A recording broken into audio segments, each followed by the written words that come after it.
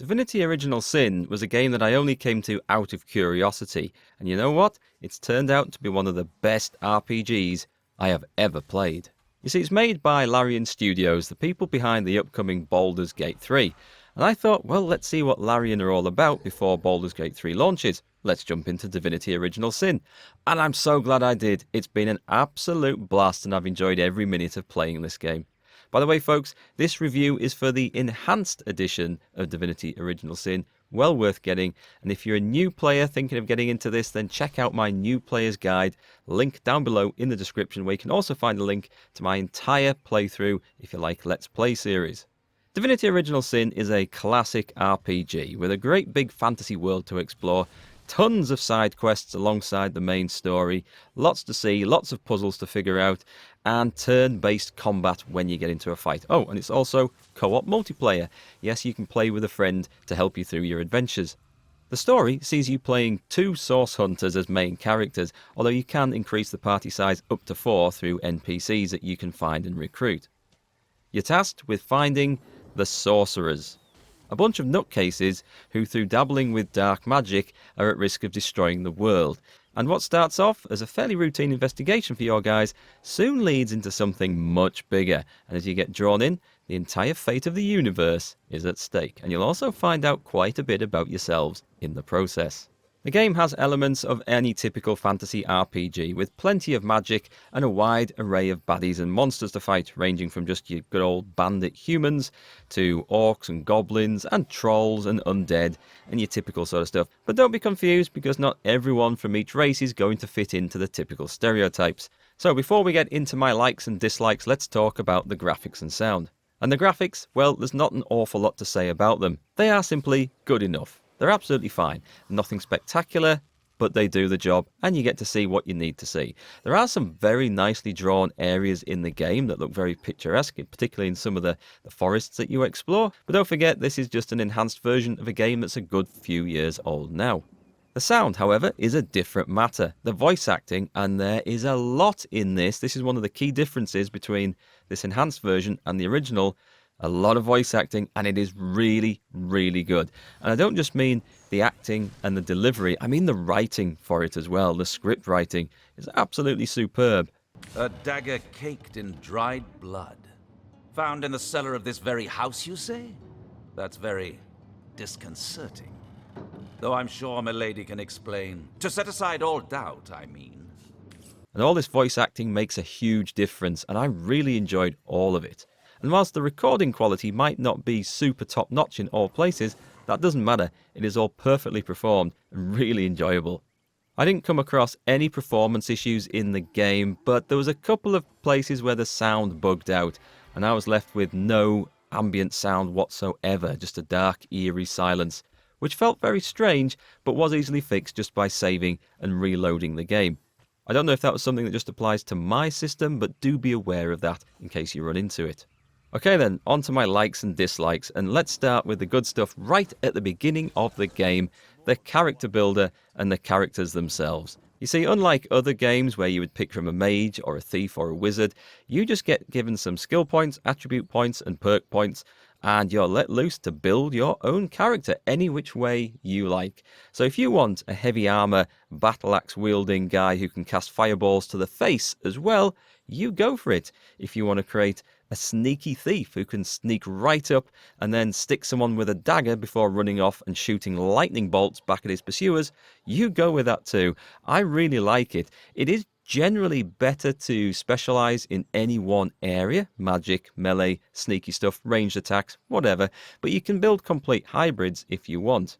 And I really like the fact that you're also not forced into taking the usual holy trinity of tank, healer, DPS into the party. You can, through potions and scrolls and abilities and all sorts of other things, take quite lopsided parties that are all DPS, all melee, all magic. It sets different challenges to the game, but there's pretty much ways of playing it any which way you like. Also, because of the way this works, you'll find that each time you play the game, if you're taking different characters with different skills, you'll get a slightly different experience, because you need certain skills to resolve certain dialogues. If you don't have them, there's always another way of resolving the situation. but when you have those skills or that character type in your party, you'll get a different outcome. And I really like that in the game. It gives it some replayability. So moving on from the characters, there's the story as well. This was really, really good. It starts off at the beginning of the game like a little bit of a murder mystery sort of thing that pulls you in. Doesn't seem that significant, but it ramps up as you go through the game, building the intrigue, pulling you in deeper, and suddenly you realize you're in way over your head. This is a lot bigger than you ever expected. The story is absolutely excellent. And of course, the whole thing is made even better by all the excellent voice acting that there is in this version of the game, and also the tons and tons of humour. I didn't expect this at all. I thought this was going to be a very dry sort of experience, but I was totally wrong. There's jokes, there's puns, there's humorous references. It's all over the game, and it just absolutely brings everything to life. So while there are some sad moments and some dark moments in the game as well, there's so much humour that it just makes it a complete pleasure to play. So we've built our custom characters, we've started to learn what the story is about, and we're let loose upon the world. It's a big game world to explore as this one, and there's so much to find. There's also a lovely diversity in the type of locations. You've got big cities, smaller villages, lots of wilderness, caves and dungeons and sewers. There's so much to see and find, and lots of secret stuff hidden in the game as well. You're really encouraged to just go off the beaten track exploring. Oh, and make sure if you're playing this to build up your perception skill. That'll make such a difference in the extra little secrets that you will find. Now, the world never feels so big that you're going to get lost in it, but it is quite big to move from one side to the other. But there's a really good fast travel system in the game that once you've found certain locations, you can travel back to that location no matter where you are. You don't have to find the signpost or find the portal in town to travel from it. If you're in the middle of the map and you think, right, I need to go back and see Bob at the harbour now, well, you just click your map, open it up, and walk back to the harbour. I love it. It doesn't make the game cheesy or cheaty or easy. It just is there for player convenience, and it helps a ton. Also, another thing I love about the game is that you can steal absolutely everything, although there are consequences if you get caught, so be careful with those thieving fingers. But I always like this in a game. I like being able to break into people's houses, go rooting around in their dungeons and well, everyone has a dungeon under their house, don't they? Surely they do. Or is it just me? Anyway, go rooting around, finding stuff, picking stuff up, taking things that you probably weren't supposed to have. But my philosophy is, hey, if you weren't supposed to steal it, the developers wouldn't have put it in there, would they? So I love this, and sometimes you can use other party members to distract the owner whilst you take your sneaky one round the back to steal those valuable paintings off his wall or clean out his pantry. I do love this sort of stuff in games, and here you can do anything like that if you've a mind to. Now, it's inevitable if you go stealing everything or just exploring the world, you will find yourself in combat. And the combat in this game works really well, I feel. It's turn-based, so there's no big frantic rush to see what's going on and to try and click on the spells and activate your abilities and find the right potions and bombs and arrows and weapons and all that.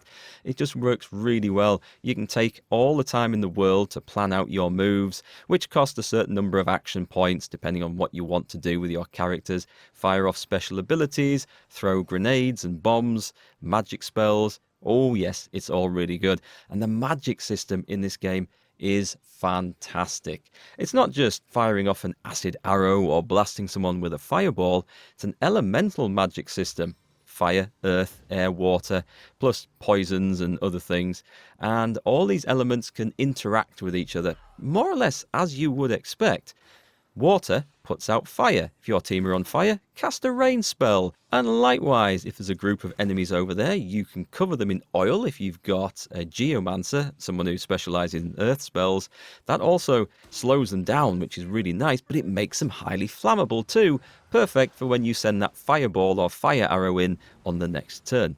Also, a lot of the terrain is interactable as well. You can move crates and barrels around. If you know there's going to be a fight somewhere, you can maybe set up an area that blocks off one particular path, or you can use explosive barrels, oil barrels, fire barrels and things, and set up a trap where you draw the enemy in and then detonate all these. That's a really, really good way of using the terrain to your advantage. And I like this about the combat too. You can use sneaky sort of tactics and even cheesy tactics to gain an advantage. It's all down to the player's ingenuity, and I really love that. And all this that I've mentioned so far is made so much better by the addition of co-op multiplayer. Yes, you can play this with a friend, you each control a couple of party members, and it just makes it a load of fun. And now, in the interests of balance, there are a few points about Divinity Original Sin which I didn't like or which frustrated me, but they are kind of minor points. But the most obvious one was the one where you can accidentally drag your actions off the toolbar far too easily when you're actually trying to activate them instead. Say I've got Fireball and a healing potion and something else lined up on my toolbar. I go to click on it in my turn, and instead of activating it, it just drags it off the toolbar.